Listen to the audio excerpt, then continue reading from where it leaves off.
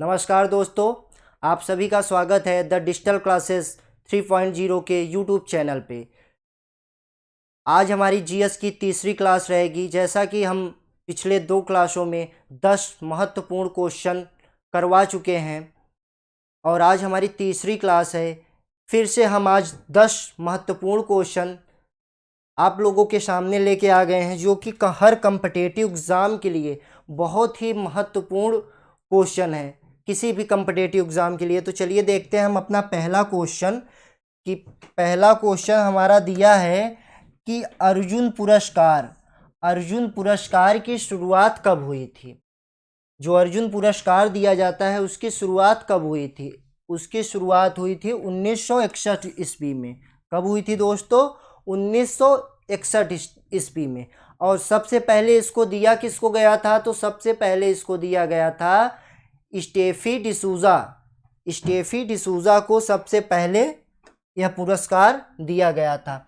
दूसरा क्वेश्चन हमारा दिया है कि G20 का पहला सम्मेलन कब हुआ था? G20 का पहला सम्मेलन कब हुआ था? देखिए क्वेश्चन दिया है कि जो G20 है उसका सबसे पहला सम्मेलन कब हुआ था।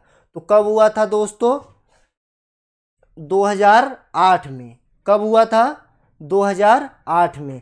अच्छा, कहाँ हुआ था यह जो है सम्मेलन? तो वाशिंगटन डीसी में हुआ था। कहाँ हुआ था? वाशिंगटन डीसी में। अच्छा, G20 की स्थापना कब हुई थी? तो G20 की स्थापना 1999 ईस्वी में हुई थी। कब हुई थी दोस्तों? 1999 ईस्वी में। कब हुई थी? 1999 में। देखिए लिखा है ना G20 का पहला सम्मेलन कब हुआ था। तो आंसर क्या होगा? 14-15 नवंबर 2008।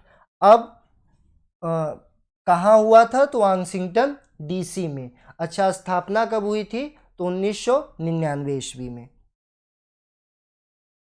अब तीसरा प्रश्न दिया है कि संविधान की कौन सी अनुसूची भाषा से संबंधित है। देखिए क्वेश्चन ध्यान से पढ़िएगा कि संविधान की कौन सी अनुसूची भाषा से संबंधित है। कौन सी सूची है दोस्तों? 8वीं सूची है। कौन सी सूची है? 8वीं। अच्छा, पहले हमारे जो संविधान में सूची थी केवल 8 ही थी, ठीक है। अनुसूची जो थी हमारे संविधान में वो केवल पहले 8 थी, मगर अब बढ़ के क्या हो गई है? 12 हो गई है। क्या हो गई है? 12। और हमारे जो है संविधान में कितने भाग हैं? तो कुल 22 भाग हैं। इसमें नहीं बदलाव हुआ था, केवल अनुसूची में ही बदलाव हुआ है। अच्छा, अनुच्छेद कितने हैं हमारे कुल संविधान में? तो अनुच्छेद हमारे हैं कुल 395। कितने हैं दोस्त? 395 अनुच्छेद जो हमारे संविधान में कुल हैं वो 395 हैं। चलिए अब तीसरा क्वेश्चन देखते हैं। तीसरा क्वेश्चन हमारा लिखा है कि पर्यावरण और विकास पर संयुक्त राष्ट्र सम्मेलन को और किस नाम से जाना जाता है।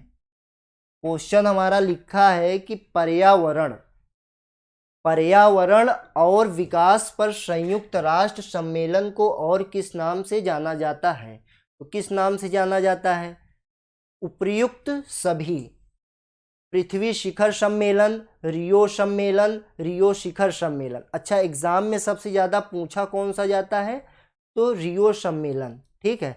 अगर आ जाता है ये तीनों ऑप्शन तो उपर्युक्त सभी में लगाने। अगर एक ऑप्शन आता है तो इसमें से कोई एक देगा, ठीक है। मगर सबसे ज़्यादा आपका ये पूछा जाता है। जो कॉम्पिटिटिव एग्ज़ाम में क्वेश्चन आता है उसमें जो आंसर दिया रहता है वो सबसे ज़्यादा यही ठीक है। अब अगला क्वेश्चन देख लेते हैं, अपना 5वां क्वेश्चन कि संयुक्त राष्ट्र यूएन यानी यूनाइटेड नेशंस। अगले क्लास में मैंने इसको बताया था कि इसको जो है इसका फुल फॉर्म होगा यूनाइटेड नेशंस। संयुक्त राष्ट्र छोड़ने वाला पहला देश कौन सा था? संयुक्त राष्ट्र छोड़ने वाला पहला देश कौन सा था? तो कौन सा था दोस्तों? इंडोनेशिया। कौन सा था? इंडोनेशिया। क्वेश्चन क्या दिया है कि संयुक्त राष्ट्र छोड़ने वाला पहला देश कौन सा था? तो क्या होगा दोस्त? इंडोनेशिया।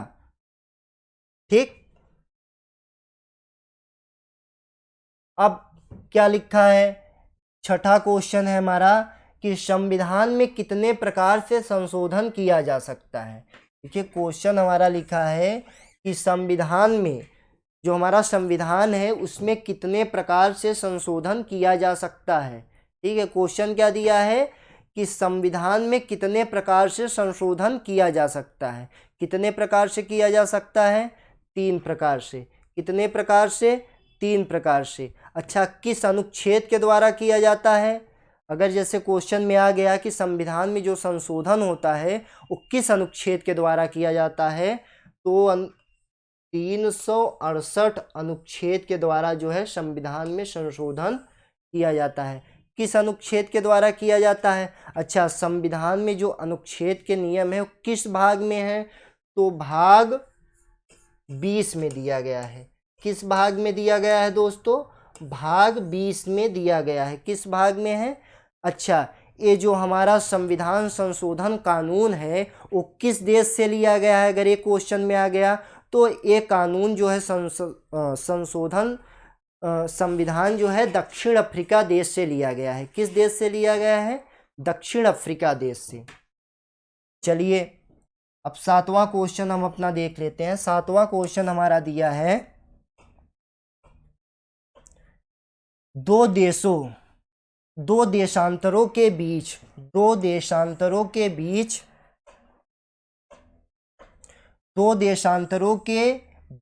कितने मिनट का अंतराल होता है? 2 देशांतरों के बीच कितने मिनट का अंतराल होता है? तो कितने मिनट का अंतराल होता है? अच्छा, अब देशांतर क्या होता है दोस्त हम बताते हैं। एक डायग्राम बना के देखिए, हमारी पृथ्वी है, ये हमारी काल्पनिक रेखा है। ठीक है, अब इसके बीच देखिए लाइनिंग दिख रहा है आपको, ये जो लाइन में ड्रॉ कर रहा हूं, इसके बीच की जो दूरी है उसको हम देशांतर कहते हैं। दूरी जो है इसके बीच की उसको हम देशांतर कहते हैं। क्या कहते हैं? देशांतर। तो इसके बीच की कितने मिनट का अंतराल होता है? कितने मिनट का होता है अंतराल दोस्त? 4 मिनट का। अच्छा, अब जो है काल्पनिक रेखा जो होती है वो कितने प्रकार की होती है? तो 2 प्रकार की होती है। एक तो देशांतर रेखा है, ठीक, देशांतर, ठीक, और एक है अक्षांश। अब अक्षांश क्या होता है? तो आप देख रहे हैं, जो अगर एग्जाम में आ गया कि 2 अक्षांशों के बीच कितने मीटर का गैप होता है, ठीक, तो 111। क्या होगा आंसर? 111। ए अक्षांश है जो आपका दिख रहा है लाइनिंग, ए अक्षांश है आपका। तो आंसर क्या होगा इसका? 4 मिनट। 8वां है क्वेश्चन कि समझौता एक्सप्रेस भारत और पाकिस्तान के बीच कब शुरू हुई? जो समझौता एक्सप्रेस है भारत और पाकिस्तान के बीच चलती है वो कब शुरू हुई? समझौता एक्सप्रेस भारत और पाकिस्तान के बीच कब शुरू हुई? समझौता एक्सप्रेस जो है भारत और पाकिस्तान के बीच वो किस सन में शुरू हुई? तो वो शुरू हुई 22 जुलाई 1976 ईस्वी को। कब शुरू हुई दोस्तों? 22 जुलाई 1976 को। चलिए अब अपना 9वां क्वेश्चन हम देख लेते हैं। 9वां क्वेश्चन है हमारा,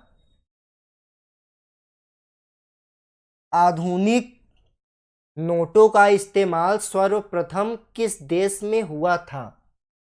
जो आधुनिक नोट है वह सर्वप्रथम किस देश में हुआ था? तो किस देश में हुआ था दोस्तों? चीन में। कहां पर हुआ था? चीन में।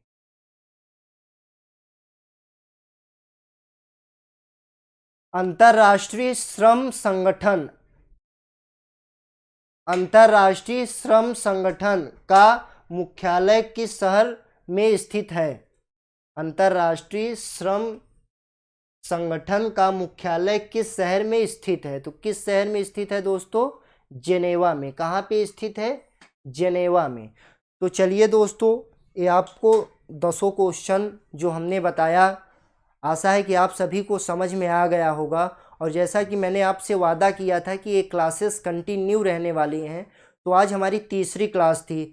और अगर आप हमारे चैनल पे नए हैं तो चैनल को सब्सक्राइब, लाइक और शेयर ज़रूर करिए अपने दोस्तों के बीच, और उनको बताइए कि द डिजिटल क्लासेस 3.0 प्लेटफॉर्म बन चुका है, जहां से आप सफलता की गाड़ी को आसानी से पकड़ सकते हैं। और यहाँ पे हर वो छोटी चीज़ आपको बताई जाएगी जो आपके कम्पिटिटिव एग्ज़ाम के लिए इम्पोर्टेंट होती है।